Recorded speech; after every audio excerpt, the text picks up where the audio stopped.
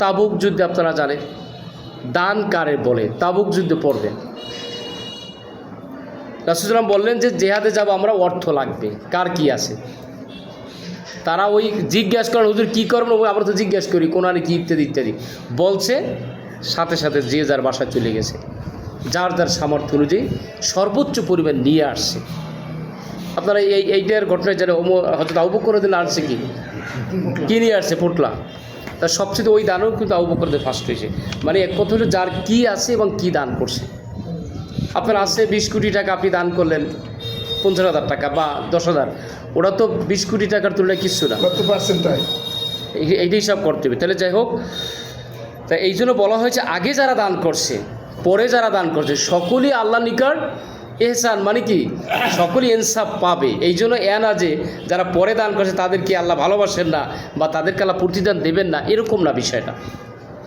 মানে একটা বিষয় হলো, আপনি খেয়াল করেন, একটা হলো যেটা আমরা বলি যে সকলের জন্য প্রযোজ্য, একবারে সকলে, যেমন এখানে একটা মাল আছে সকলেই পাইবে, এটার বলে কি, এটার একটা ভাষা আছে, হ্যাঁ গনিমতের মাল, গনিমতের মাল। আচ্ছা যাই হোক, এটা একটা জিনিস হলো আপনার সকলে পাবে না, সকলের জন্য প্রাপ্য, সমাহারে দিল। এর মধ্যে থেকে একজন একটু দুর্বল, তাকে একটু কইল সকলে যে একটু দুর্বল আর একটু বাড়াই দিই, তাই এটা হলো ইনসাফ। এটা কি ইনসাফ। তা আল্লাহ রাব্বুল আলামিন যারা আগে দান করছে তাদেরকেও দেবে, যারা পরে তাদেরকেও দেবে, কিন্তু যারা আগে তাদের স্যাক্রিফাইস একটু বেশি, এই জন্য আল্লাহ তাদেরকে বেশি দেয়। তাদের কি দেবে? বেশি দেবে। যাই হোক প্রিয় ভাইরা, সময় শেষ করবো না। আচ্ছা যাই হোক, এরপরে দান করলে আপনার যে আরও কি উপকার, এই উপকারটা শোনেন। দান করলে আপনার শারীরিক একটা সুস্থের ব্যাপার স্যাপার আছে। আমরা তো এই যে অনেক সময় ডাক্তারের কাছে দৌড়াই, কারণ কি, সম্পদ আল্লাহর কাছে খরচ না করলে আল্লাহ তো একভাবে খরচ করাইবে। আল্লাহ একভাবে খরচ করাইবে না তারে।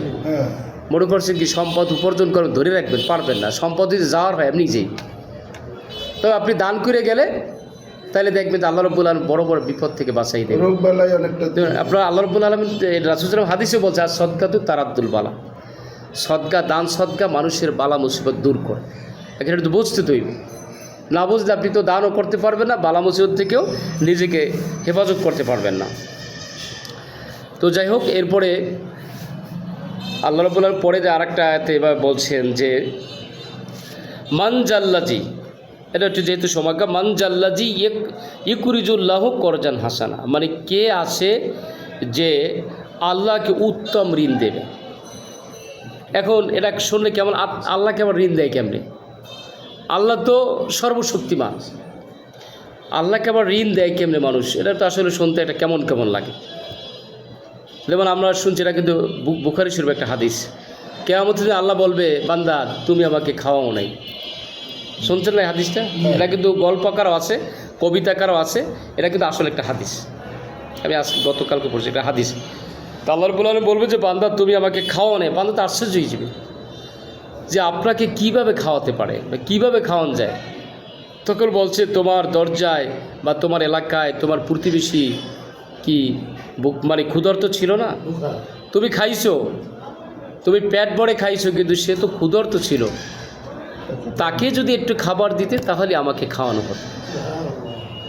এ ব্যাপারে রাসূল সাল্লাল্লাহু আলাইহি ওয়াসাল্লাম একটা হাদিস এবার বলছেন, দেখেন রাসূল সাল্লাল্লাহু আলাইহি ওয়াসাল্লাম বলছেন যে যখন তুমি রান্না করো, এই রান্নার সময় একটু পানি বাড়াই দিও, জল হয়, যেন পানিটা বাড়াই দিলে জল হয়।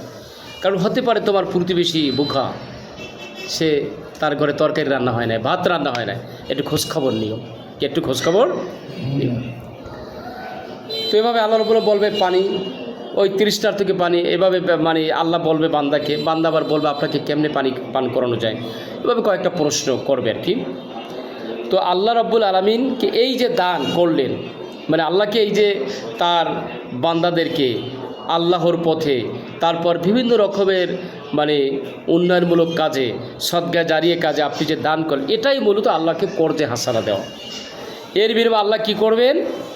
ইউজাইফু লাহু, তাকে দান করবে। ইউজাইফু মানে দান করা, কি আজরান কারিম, সবচেয়ে বেশি ব্যাপক। কারিম মানে অনেক ব্যাপক বুঝছে। কারিম মানে কি? বৃদ্ধি করে। কারিম মানে কি? বৃদ্ধি। কারিম অর্থ সম্মান, কিন্তু এখানে বৃদ্ধি, অনেক বৃদ্ধি করে আল্লাহ দান করবে। বুঝছেন প্রিয় ভাইরা, শেষ করবে এখনই। এর আগে বলি দান করলে উপকার কি, এটার একটা বাস্তব একটা উদাহরণ, একটা বাস্তব উদাহরণ। বাস্তব উদাহরণটা কি? আমাদের দেশ থেকে, একেবারে বাস্তব ঘটনা, কিন্তু আমাদের দেশ থেকে একজন শ্রমিক বাহিরে গেছে, মহিলা শ্রমিক কোথায় গেছে? বাহিরে গেছে। তো যাওয়ার পরে বাহিরে যে দেশে গেছে সেখানে তার কাজ হলো একটা ঘরে একজন মহিলার পরিচর্যা করা।